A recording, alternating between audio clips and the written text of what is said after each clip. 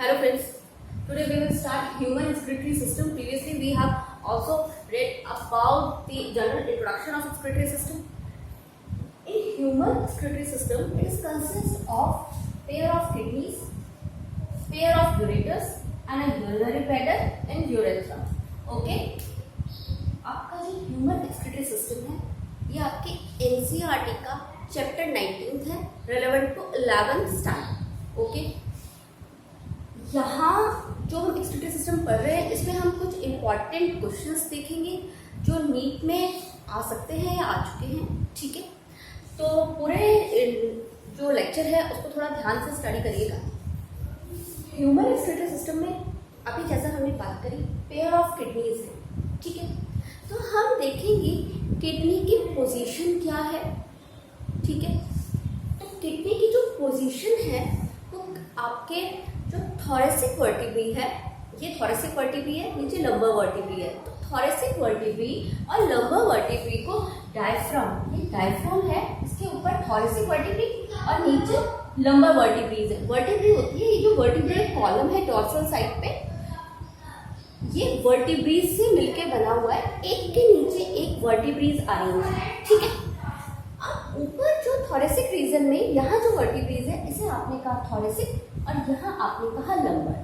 अब हम बात करेंगे किडनी की पोजीशन की, तो बिल्कुल ये है आपकी वर्टिब्रीज. वर्टिब्रल कॉलम के दोनों साइड एक एक किडनी प्रेजेंट है, थोरेसिक वर्टिब्री और लंबर वर्टिब्री में थर्ड लंबर वर्टिब्री के पास में आपकी किडनीज सिचुएटेड है. ठीक है, अब ये किडनीज यहाँ सिचुएटेड है, ये थोरेसिक और ये एब्डोमिनल वर्टिब्री. एब्डोमिनल वर्टिब्री में क्या होगा, एब्डोमिनल वर्टिब्रीज के पास में जो थर्ड नंबर की है यहाँ प्रेजेंट है, यहाँ आपने कहा है लंबर वर्टिब्री, तो आप कह सकते हो एब्डोमिनल कैविटी में किडनीज सिचुएटेड है. ठीक है, अब ये एब्डोमिनल वॉल से अटैच किस तरह है, तो देखो ये किडनीज है, ये अटैच है पीछे की तरफ एब्डोमिनल कैविटी से किस तरह से, पेरिटोनियम के थ्रू. वो स्ट्रक्चर क्या है, पेरिटोनियम. ये पेरिटोनियम है, ये किडनीज से अटैच होता है, या किडनीज को ये समझ लो पकड़ के रखता है. ठीक है, अब बात आती है किडनीज के, एक बात और करेंगे किडनीज की पोजीशन में. आपका जो बैक साइड है ये आपका डॉर्सल साइड होता है और आपका फ्रंट साइड आपका वेंट्रल साइड होता है. ठीक है, तो ये डॉर्सल साइड पे प्रेजेंट है. ठीक है, डॉर्सल साइड पे प्रेजेंट है किडनी और इनर वॉल की तरफ, आउटर वॉल की तरफ नहीं, क्योंकि आउटर वॉल आपकी कहाँ से अटैच होगी, आपका जो स्किन है ये वाली बात करोगे, और इनर वॉल की तरफ पे क्या है, किडनी सिचुएटेड है. ओके, अब किडनीज की जो लेंथ है, विड्थ है और जो थिकनेस है, अगर वो देखें तो देखो किडनीज की लेंथ है आपकी 10 to 12 सेंटीमीटर. ओके, और किडनीज की विड्थ है आपकी 5 to 7 सेंटीमीटर. अब अगर हम बात करते हैं किडनीज की थिकनेस क्या है, तो किडनी की थिकनेस है आपकी 2 to 3 सेंटीमीटर. ओके, ये हमने बात करी लेंथ की, विड्थ की और थिकनेस की. अब हम देखेंगे किडनीज में वेट क्या है, तो किडनीज का वेट है 120 to 170 ग्राम. ओके, 120 to 170 ग्राम हम देखेंगे किडनीज में वेट है. यहाँ तक बात खत्म करते हैं किडनीज की. हम अगेन किडनी को स्ट्रक्चर को अभी स्टडी करेंगे, लेकिन उससे पहले देखो किडनीज में ये जो एक नॉच लाइक स्ट्रक्चर दिख रहा है इसे कहते हो हाइलम. इस हाइलम से ही यूरेटर पास होगा, इस हाइलम से ही यहाँ पे जो ये ग्रीन दिख रहा है ये रीनल आर्टरी शो की है मैंने. ठीक है, रीनल आर्टरी और रीनल वेन, लिम्फ डक्ट्स भी होती हैं. ठीक है, ब्लड वेसल्स है, तो ये सब हाइलम वाले पार्ट से एंटर कर रही है, ये पास ऑन हो रही है. ठीक है, अब बात आती है किडनी के स्ट्रक्चर की. तो देखो किडनी में बाहर की तरफ कॉर्टेक्स होता है, जो आउटर रीजन है किडनी का ये है किडनी का कॉर्टेक्स रीजन, और अंदर रीजन प्रेजेंट है किडनी का मेड्यूला रीजन. ठीक है, और किडनी के ऊपर जो ये कैप लाइक स्ट्रक्चर आपको दिखाई दे रही है ये एड्रीनल ग्लैंड्स है, एंडोक्राइन ग्लैंड का पार्ट. ठीक है। एंडोक्राइन ग्लैंड्स होती हैं जो अपनी सिक्रेशन डायरेक्टली ब्लड में सिक्रेट करती है, ठीक है।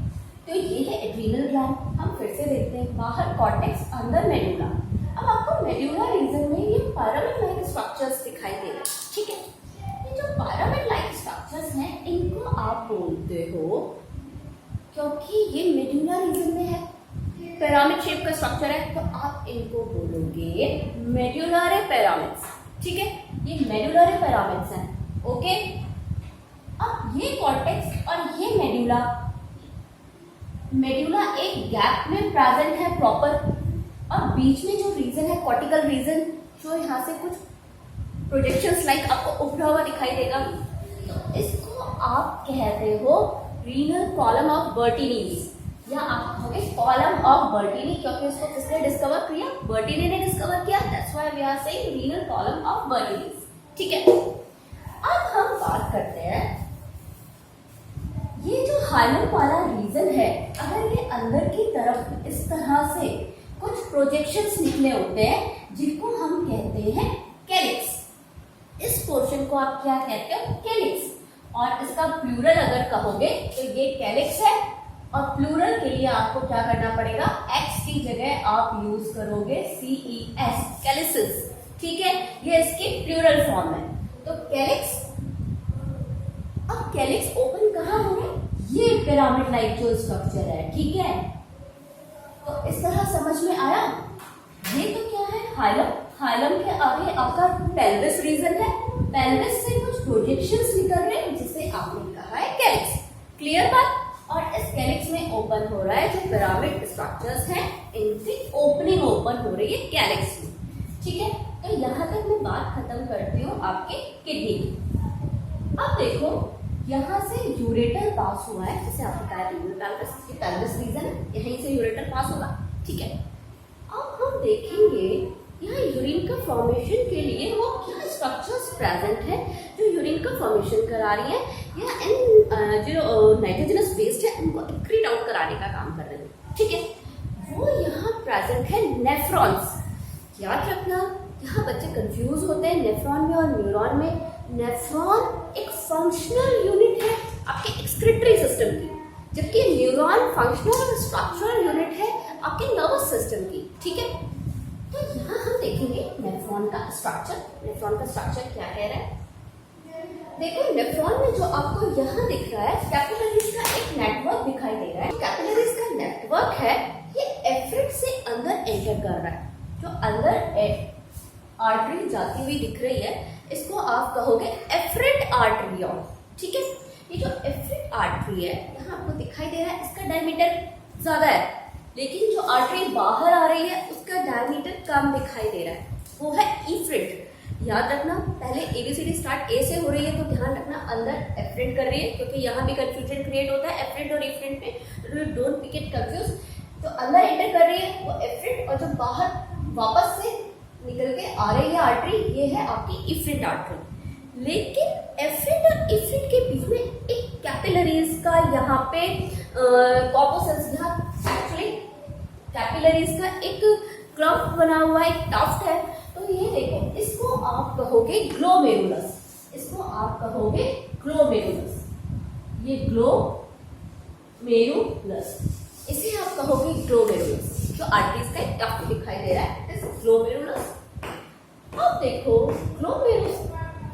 ग्लोमेरुलस है, ये कैविटी में प्रेजेंट है। ये कैविटी किसकी है? ये कैविटी है बोमेन्स कैप्सूल की, इसे आप कहोगे बोमेन्स कैप्सूल, ठीक है। यहाँ शो करती हूँ, बोमेन्स कैप्सूल।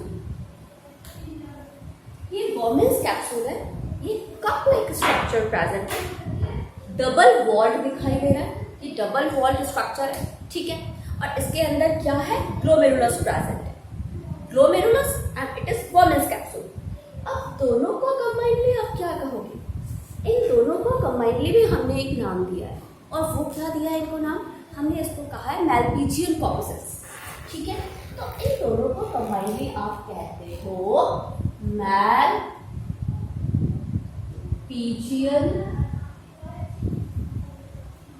कॉर्पोसेल्स, ठीक है।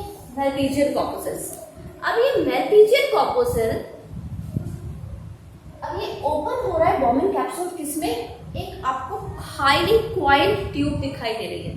ये जो हाईली क्वाइल्ड ट्यूब है इसे आपने कहा है प्रॉक्सिमल कॉन्वोल्यूटेड ट्यूब्यूल, क्योंकि ये क्या है, ये बॉमिन कैप्सूल के पास में है इसलिए कहा आपने प्रॉक्सिमल, क्योंकि ये क्वाइल्ड है इसीलिए आपने कहा कॉन्वोल्यूटेड, और एक ट्यूब की शेप में आपने नाम दिया proximal convoluted tubule. Proximal convoluted tubule open हो रही है हैनले लूप में। ये जो U shape hair like structure, ये इतना इतना जो दिखाई दे रहा है ये नीचे का, ये हैनले लूप है, ठीक है। हैनले लूप फिर एक कॉन्वोल्यूटेड ट्यूब्यूल में ओपन हो रहा है जिसे आपने नाम दिया है distal convoluted tubule. It is proximal convoluted tubule, it is Henle's loop, okay. और ये डिस्टल कॉन्वोल्यूटेड जो ट्यूब्यूल है एक स्ट्रेट ट्यूब्यूल में ओपन होगी जिसे आपने नाम दिया है कलेक्टिंग डक्ट। क्यों नाम दिया है कलेक्टिंग डक्ट, क्योंकि ये क्या कर रही है, यहाँ पे भी एक डिस्टल कॉन्वोल्यूटेड ट्यूब्यूल आके ओपन हो रही है, यहाँ भी ओपन हो रही है। तो इस तरह एक कलेक्टिंग डक्ट में कुछ डिस्टल कॉन्वोल्यूटेड ट्यूब्यूल्स आपके यहाँ अपना सिक्रीशन छोड़ती है कलेक्टिंग डक्ट पे, इसलिए आपने इसको नाम दिया कलेक्टिंग डक्ट। अब यहाँ आके क्या होता है, ये बहुत सारी कलेक्टिंग डक्ट्स कन्वर्ज होती है और कन्वर्ज होके अपने सिक्रीशंस कहाँ छोड़ेंगी, ये कन्वर्ज होके अपने सिक्रीशंस यहाँ इस कैलिक्स में ओपन किया, ठीक है। कैलिक्स से क्या, रीनल पैल्विस में, रीनल पैल्विस से हाइलम के थ्रू ये यूरेटर में एंटर करता है, ठीक है। और ये यूरेटर में अंदर एंटर करने के बाद में कहाँ आएगा, ये कहाँ अटैच है, ये अटैच है बैग लाइक स्ट्रक्चर में यूरिनरी ब्लैडर में। ये यूरिनरी ब्लैडर है और जब एक प्रॉपर यहाँ पे प्रेशर क्रिएट होता है उसके बाद यूरेथ्रा के थ्रू यूरिन को डिस्चार्ज किया जाता है, ठीक है। तो अब हम बात करते हैं इसमें, यहाँ हम बात करेंगे नीट में आने वाले एक इम्पॉर्टेंट क्वेश्चन की। ये जो आपको नेफ्रॉन दिखाई दे रहा है, एक्चुअली इसका कुछ पोर्शन कॉर्टिकल रीजन में प्रेजेंट होता है और इसका कुछ पोर्शन मेडुलरी रीजन में प्रेजेंट होता है, ठीक है। तो आपको ध्यान रखना है, इसका जो मेडुलरी रीजन में पोर्शन प्रेजेंट है वो ये पोर्शन प्रेजेंट है हैनलेस लूप। बॉमिन्स कैप्सूल, पीसीटी, टीसीटी, ये सब कहाँ प्रेजेंट है, कॉर्टिकल रीजन में प्रेजेंट है। किडनी दो पार्ट में डिवाइड है, एक कॉर्टेक्स और एक मेडुला। तो मेडुला में सिर्फ आपका हैनलेस लूप प्रेजेंट है, बाकी नेफ्रॉन का जो पूरा पार्ट है, या आप बात करते हो बॉमिन कैप्सूल की, आप बोलते हो प्रॉक्सिमल कॉन्वोल्यूटेड ट्यूब्यूल या टीसीटी की बात करते हो डिस्टल कॉन्वोल्यूटेड ट्यूब्यूल्स, ये सभी कॉर्टिकल रीजन में प्रेजेंट है, ठीक है। अब हम इसको आगे बढ़ाते हुए एक चीज देखते हैं कि जो इफ्रेट आपको आर्टरीज दिखाई दे रही है, ये इफ्रेट आर्टरी पैरेलल बढ़ती है हैनलेस लूप की तरफ, ठीक है। हैनलेस लूप के साथ पैरेलल मूव करती है और यहाँ आने के बाद में एक नेटवर्क फॉर्म करती है, ठीक है। क्योंकि ये बना हुआ है ग्लोमेरुलस से और रीनल ट्यूब्यूल का पार्ट है, ठीक है। हमने इसको कहा था ग्लोमेरुलस और इसको हमने नेफ्रॉन कहा, और नेफ्रॉन को क्या कहा हमने, यार रीनल ट्यूब्यूल जो ट्यूबुलर पार्ट है हमने इसको रीनल ट्यूब्यूल्स भी कहा, ठीक है।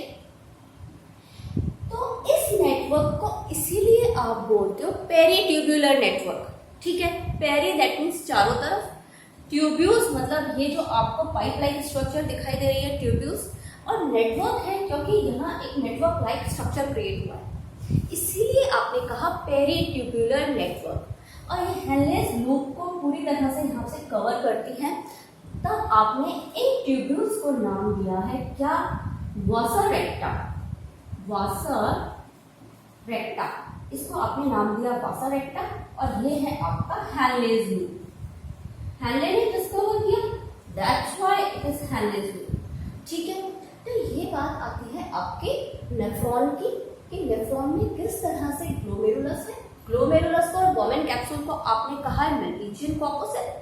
बॉमिन कैप्सूल ओपन हो रहा है पीसीटी में, PCT open into hairpin like shape structure, it is Henle's loop. Henle's loop has two limbs, it is descending limb and it is ascending limb, because it runs forward and it runs backwardly, that's why it is ascending and it is descending limb, and it opens into in a collecting duct, okay, DCT and then collecting duct।